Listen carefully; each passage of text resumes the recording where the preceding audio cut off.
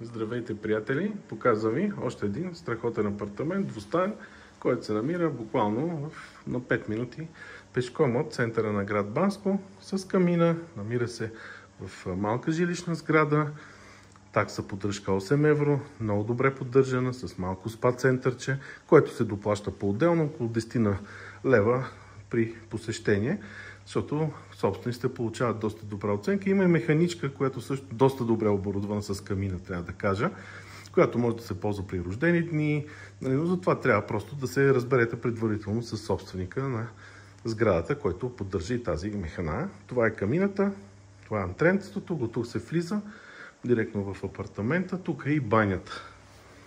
Ще покажем и нея. Малка баня, душ кабина, индивидуален бойлер. Всички апартаменти са с индивидуални партиди за ток и вода. Както казах, намират се на 5 минути пеша от центъра, самата пешеходна зона на град Банско.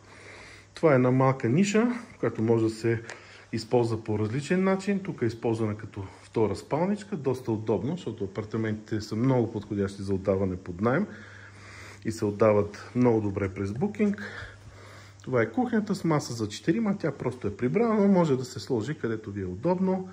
Така голяма кухня с прозорци, светло. Това е западен апартамент и въпреки всичко, дори сега е светло. 10:30 сутринта е тук, след обяд по-скоро ще грее слънце, някъде след 2 часа. Така че ето, чакайте да покажа камината от този ъгъл. Ето така. Холът е доста разчупен, както видяхте. И наистина може да се аранжира по най-различни начини. Много е приятно. Ето спалнята отново. Тук имаме 2 двойни легла и може да се постави едно голямо двойно по желание на човека. Сега ще покажем всички стаи с апартамента с много големи гардероби. Има достатъчно място за всякакъв багаж. Ето сега ще покажем и балкона. Доста голям, нормален балкон, който гледа на запад, северо-запад.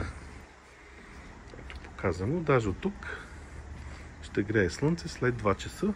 Има облаци, но от тук може да се види дори и част от Тодорка с скипистите на града. Така показвам спалнята още веднъж. И камината от този ъгъл. Всичко действа, работи. Апартаментите много добре се отдаваха през този сезон. За повече информация ще оставя моите данни на линка под това видео.